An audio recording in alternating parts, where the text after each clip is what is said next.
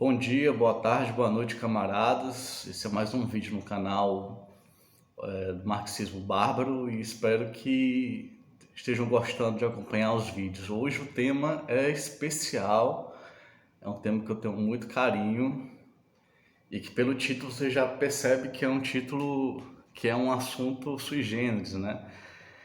Que é afirmar que na obra de Marx, o próprio Marx defende que há uma essência humana natural, que há uma natureza humana ou uma ciência humana natural, entre aspas. Eu vou explicar por que, entre aspas, é natural, mas que é natural ainda assim a essência humana segundo Marx. Mas antes eu queria debater com vocês duas posturas equivocadas em relação ao marxismo, que é muito comum, infelizmente. As duas formas são formas religiosas, análogas à religião, de tratar a obra do Marx.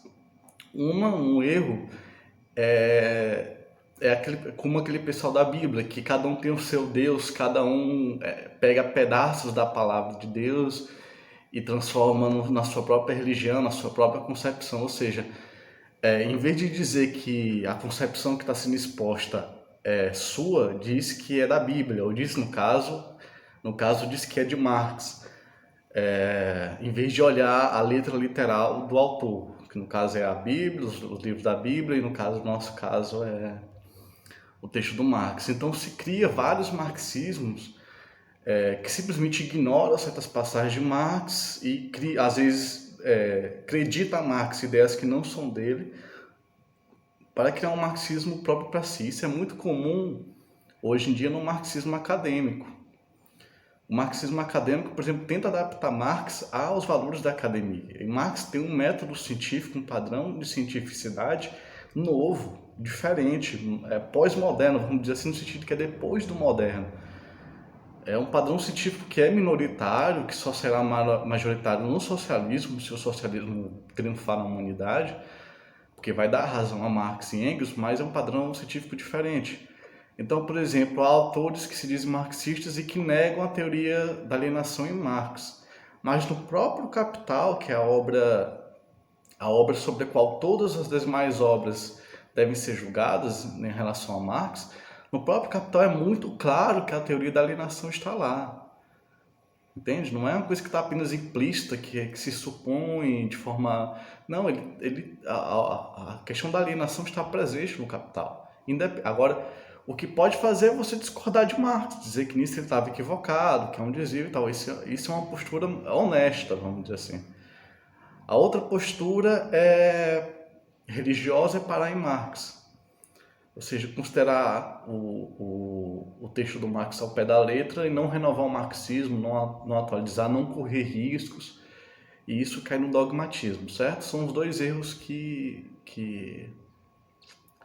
eu quero debater aqui com vocês, como introdução, para a gente ir nessa questão de afirmar que em Marx existe natureza humana, entre aspas, natural, ou essência humana, e eu vou mostrar agora como é literal. Eu vou pegar aqui uma passagem do Capital, que é uma passagem que está na Boitempo, na nota de rodapé, a página 685 do Capital da Boitempo, de 2013. Marx diz o seguinte, vai aparecer um cardzinho, um card mostrando a passagem para vocês. Vamos ler aqui. Aplicada ao homem, isso significa que, se quiséssemos julgar segundo o princípio da utilidade todas as ações, movimentos, relações, etc., do homem, teríamos de nos ocupar primeiramente da natureza humana em geral e, em seguida, da natureza humana historicamente modificada em nossa época. Bentham não tem tempo para essas inutilidades. Primeira observação. Marx trata com ironia um outro teórico, que é Bentham, por não dedicar tempo a inutilidades, entre aspas, ou seja, que a questão da essência humana, da natureza humana, é primordial para Marx. Segundo aspecto, que esse é um destaque de primeira linha. Para Marx, não só existe natureza humana ou essência humana, como existe duas formas de natureza humana. Ele fala, primeiramente, da natureza humana em geral. Olha só, ele fala da natureza humana em geral, ou seja, que perpassa toda a humanidade, do início da humanidade ao fim da humanidade, e uma natureza humana historicamente modificada em cada época. Então, para Marx existe não uma, mas duas naturezas humanas. A natureza humana em geral, que eu estou chamando aqui de natureza humana natural, entre aspas, e a natureza humana historicamente modificada em cada época. Os marxistas, quando tratam da natureza humana,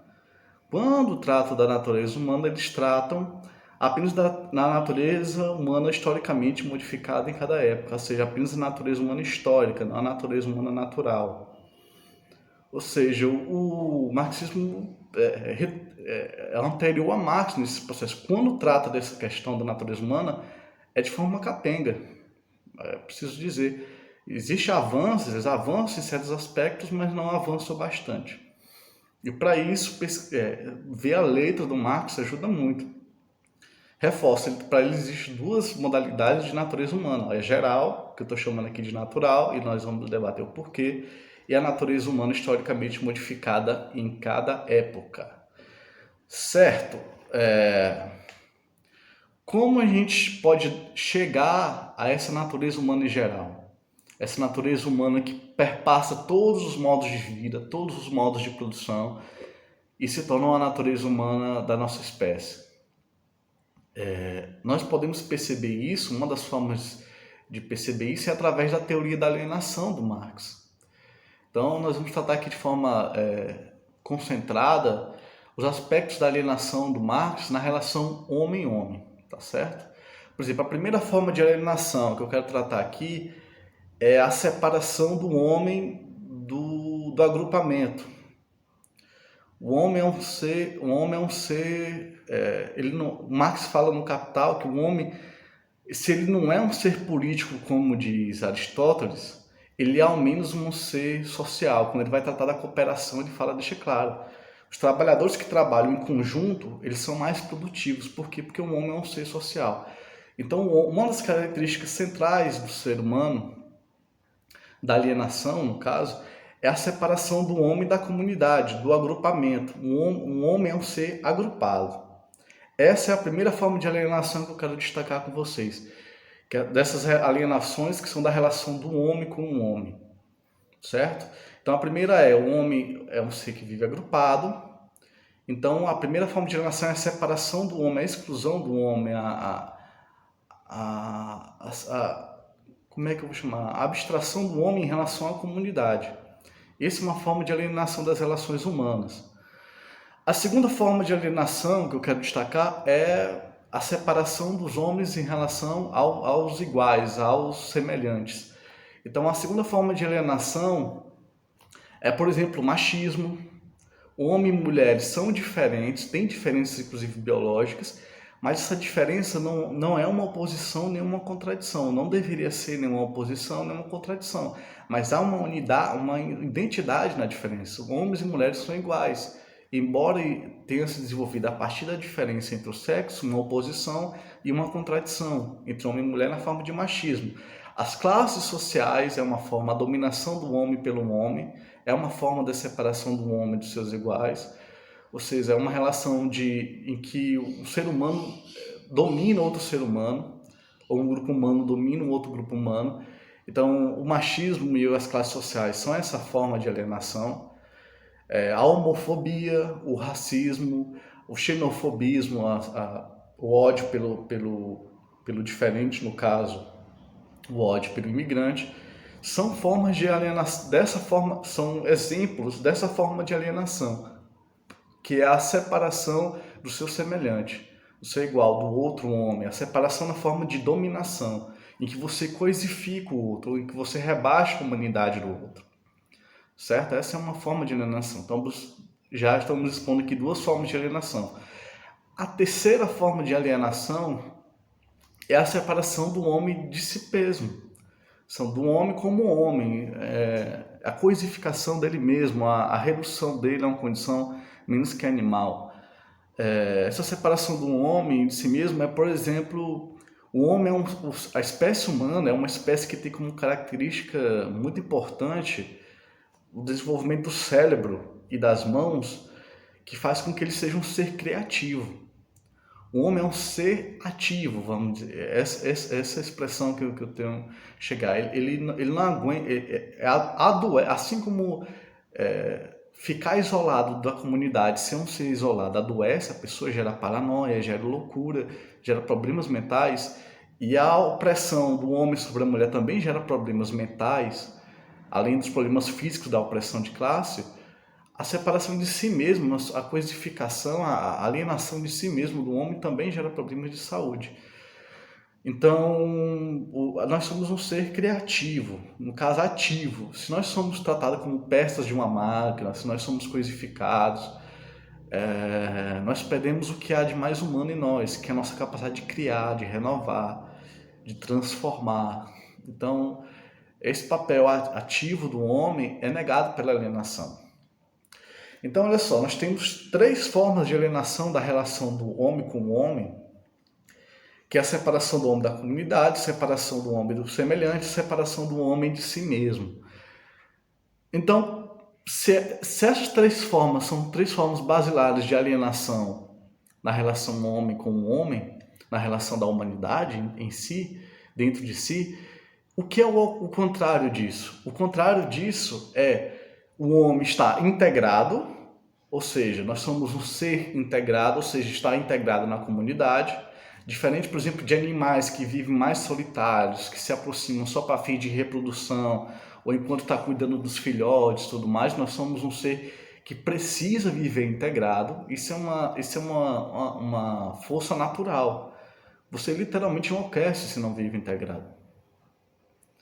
Então, um Robinson Crusoe que vive na ilha, isolado, ele enlouquece. Ele cria seres humanos fictícios que a alienação que ele está vivendo leva ele a uma alienação no sentido de doença.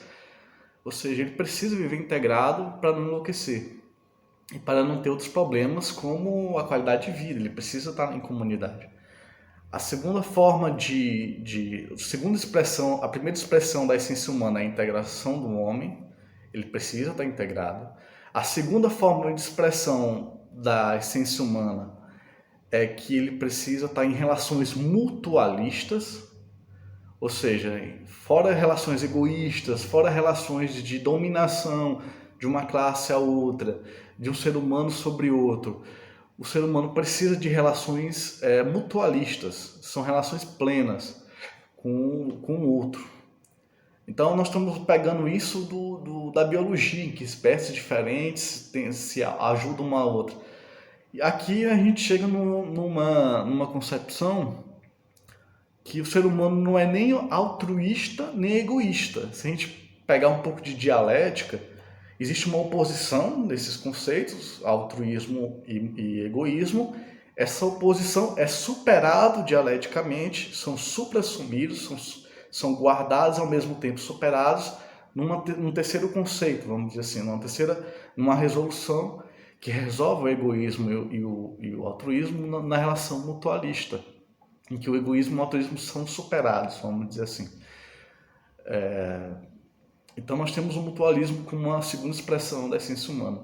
A terceira expressão da essência humana eu chamo de ser ativo. O ser humano é um ser ativo, não aguenta ser coisificado, reduzido a objeto. Ele é um ser que precisa de criatividade, precisa da ação, precisa se expressar como ser humano através da sua estrutura cerebral e corporal, as mãos, o polegar, o opositor.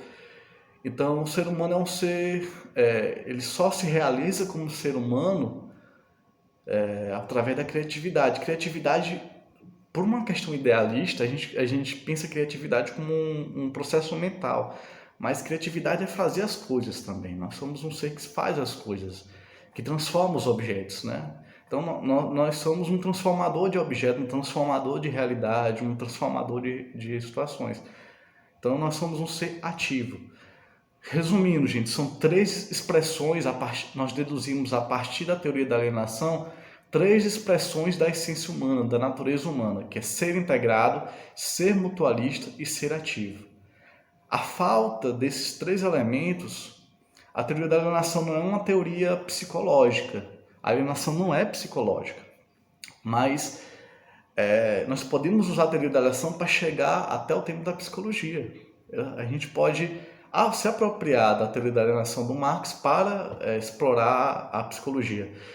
E então a gente chega nessas questões psicológicas, que a alienação tende a problemas psicológicos também. A alienação é muito mais que isso, mas o que nós estamos interessando aqui é o tema que a psicologia até hoje não resolveu, que é qual é a natureza humana.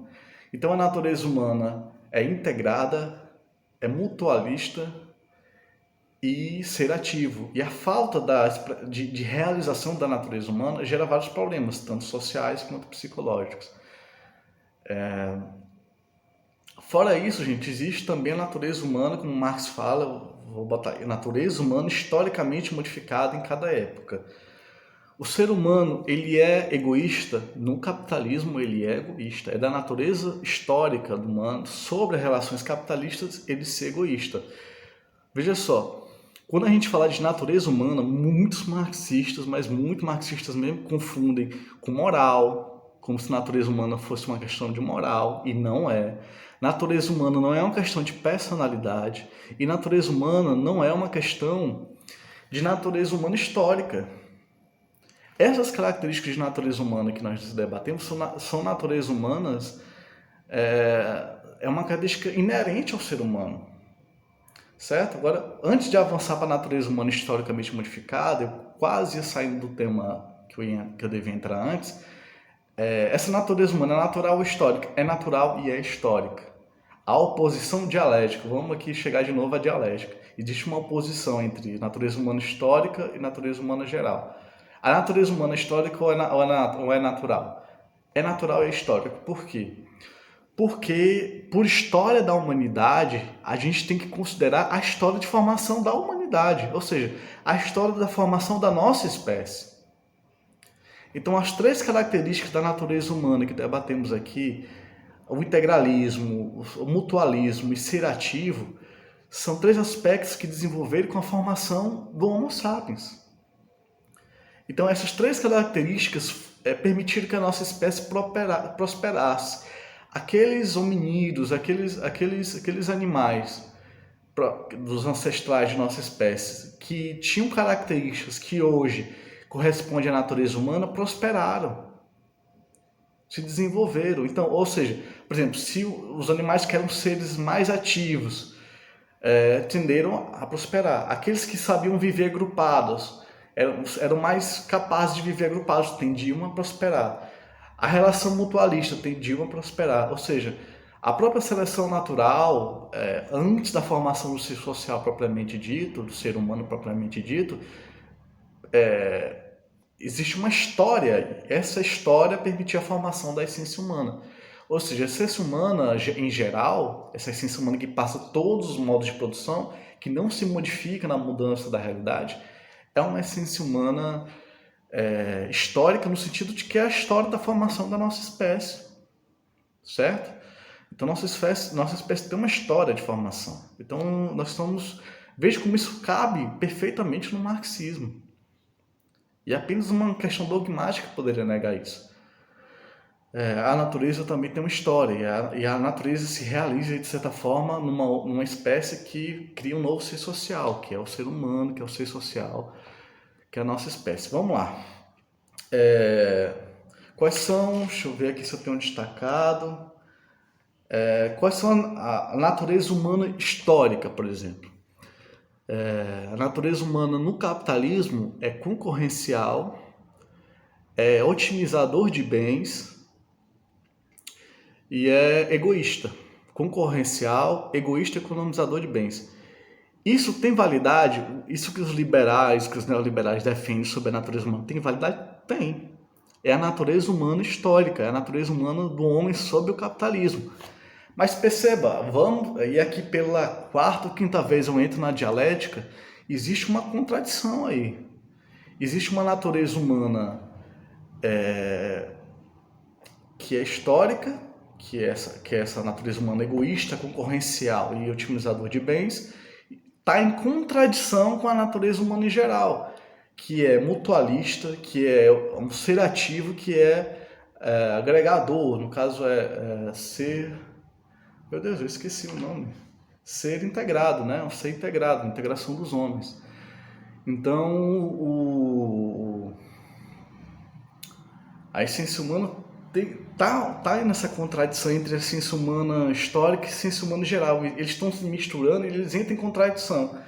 Como se resolve essa contradição entre a ciência humana geral e a ciência humana historicamente modificada, essa ciência humana capitalista? Como resolve?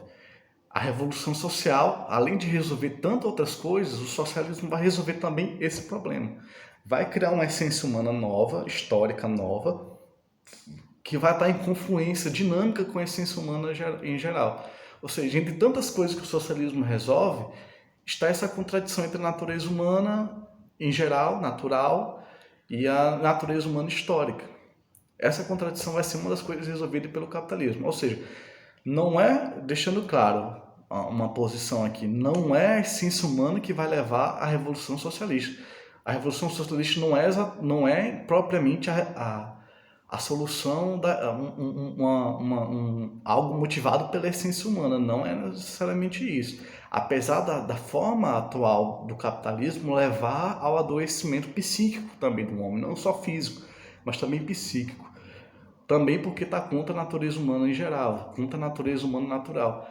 Mas o motivo da revolução social é mais profundo, é muito mais amplo. É o desemprego, é a fome, é o estresse do trabalho, é a jornada de trabalho prolongada. Então a gente vai esclarecendo aqui esse tipo de questão, porque as críticas que faz a concepção da natureza humana, que como eu demonstrei em citação aqui, tá em Marx, às vezes as críticas são fracas, mas se passam por verdadeiras, se passam por corretas. Por último, eu acho que por último, essa essência biosocial do homem,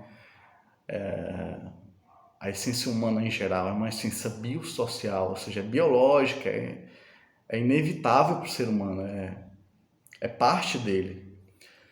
E aí os marxistas vão ter que voltar a estudar biologia, sociobiologia, que é uma área nova que é muito limitada, mas tem contribuições interessantes. Por exemplo, se sabe hoje, através da ciência moderna do cérebro, já se é conhecido que dá mais prazer do que receber. Ou seja, o que a gente chama hoje de altruísmo, que eu procuro superar com o conceito de mutualismo, o altruísmo o ato de dar, de oferecer, gera prazer no cérebro humano. Veja que isso é contra a ideologia de que o egoísmo é que gera prazer, e que é a única fonte de prazer, e que o altruísmo é sacrifício. Não, nosso cérebro, que é uma condição material, o cérebro é maleável, mas não é tão maleável, assim, não é absolutamente maleável. E é cerebral que nossa relação com o outro seja uma relação de mutualismo, e isso gera prazer no cérebro. Oferecer, ser altruísta gera prazer cerebral. Nós somos programados para isso. Sobre a questão, por exemplo, do mutualismo ainda, do ser integrado, do ser ativo, o artista, por exemplo, sente um prazer, eu falo porque eu sou poeta, sou compositor, já fui músico. O prazer, existe um sacrifício, uma dor de criar, que gera um esforço que é verdadeiro, mas também gera um prazer que não tem igual, gente. Quando eu terminava o ensaio da banda que eu tinha quando era mais novo, todos nós saímos como se fossem drogados, porque a gente criava durante o ensaio, improvisava, tentava novos caminhos, e a gente terminava o ensaio com uma sensação que não é comum. Não chegava a viciar, né? Não é como uma droga, mas é um prazer incomum, de fato incomum, que é o prazer de criar. É um prazer enorme. Então, nosso cérebro é programado para esse tipo de coisa. Outra coisa, a desigualdade social, essa percepção de que há bilionários e há pobres, e o fato de ser pobre em relação aos bilionários, gera estresse no cérebro, gera substâncias que geram estresse e isso degenera o cérebro, podendo afetar até mesmo a perspectiva de vida dos trabalhadores. Um cubano vive mais que um americano por ser mais igualitário. É mais pobre, mas é mais igualitário. Isso gera menos estresse para o cérebro. Nossa espécie não é feita para ter divisão de classes, não se adapta bem à divisão de classe, indiferenciando que tem muitos, que tem pouco, porque isso estressa o cérebro. Por último, feitas essas observações todas, tem que levar em consideração a figura do psicopata. O psicopata ele tem uma estrutura cerebral própria, não é uma doença, é uma personalidade. O psicopata ele não cabe na essência humana. Ele é egoísta por natureza, ele é concorrencial por natureza, ele consegue viver bem sozinho. Por exemplo, você bota ele numa prisão, numa solitária, o resto da vida ele vive bem, ele não enlouquece. Ele simplesmente não enlouquece. O psicopata é uma negação, é uma expressão do que é fora da essência humana, ele nega a essência humana. Então é um tipo que cabe bem ao capitalismo. E por isso tem tantos líderes religiosos, diretores de empresas, policiais, que são sádicos. Então essa postura de direção dos processos, políticos, essas posições de destaque, tem muito psicopata porque a gente tem um sistema que premia a psicopatia, que tem uma cultura psicopática. Então, a luta de classes, em certo sentido, apenas em certo sentido, é biológica. Ou seja, ela é centralmente e absolutamente, vamos dizer assim, uma questão social, histórica e tudo mais. Mas, em certa medida, lógico, não central, de forma alguma central, é uma luta biológica dentro da nossa espécie. E o socialismo vai ter uma tarefa muito difícil de lidar com a figura do psicopata. De como lidar com ele, vai ter que debater como lidar com esse tipo humano, como evitar que surjam novos, quais são as verdadeiras causas que fazem surgir psicopatas e tudo mais. O socialismo vai ter que lidar com isso, porque eles negam a essência humana.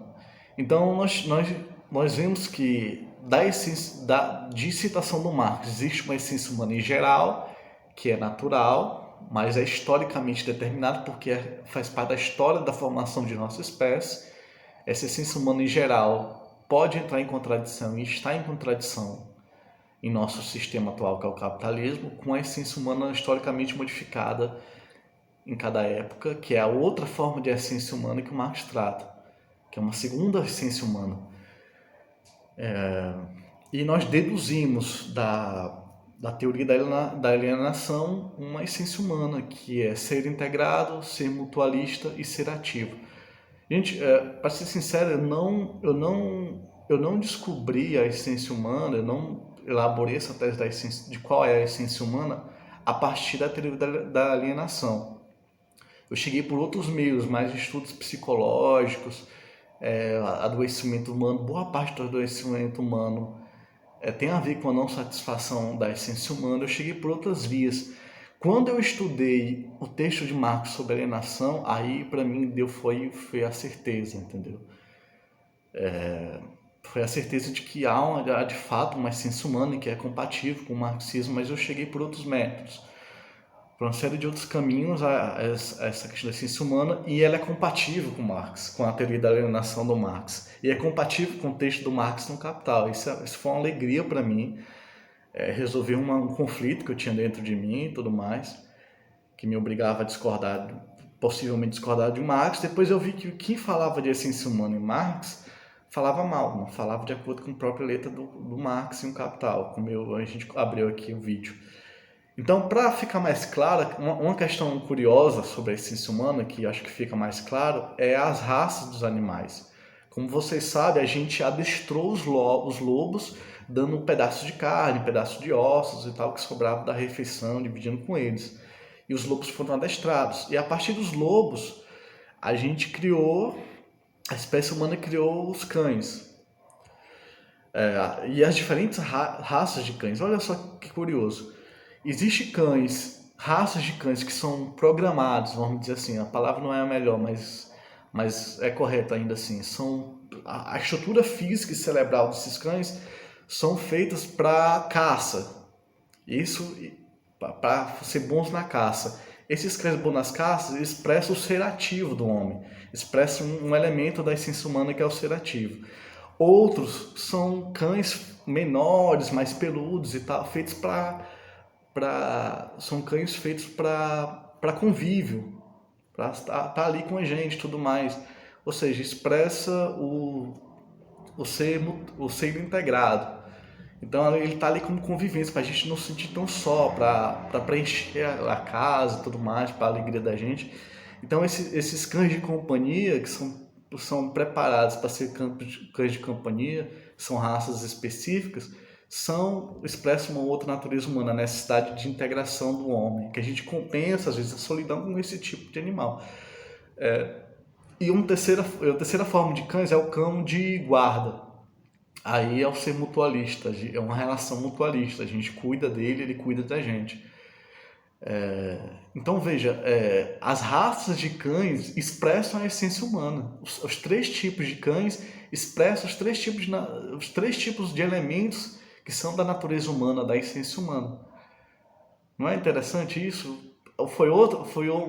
É uma curiosidade que para mim foi muito interessante ter percebido isso. Então estou dividindo aqui com vocês. Eu convido a assistir os outros vídeos que expressam outras teorias que eu tenho elaborado. Mas está aí, nós podemos tirar do próprio Marx e deduzir a partir de Marx que há uma essência humana geral, natural, e que ela vai permanecer enquanto a nossa espécie não triunfar, né? E esperamos que o socialismo triunfe para a gente resolver essas contradições entre a essência humana natural e a essência humana histórica. Tá bom? Obrigado, gente. O vídeo ficou longo, mas é assim mesmo. Até mais.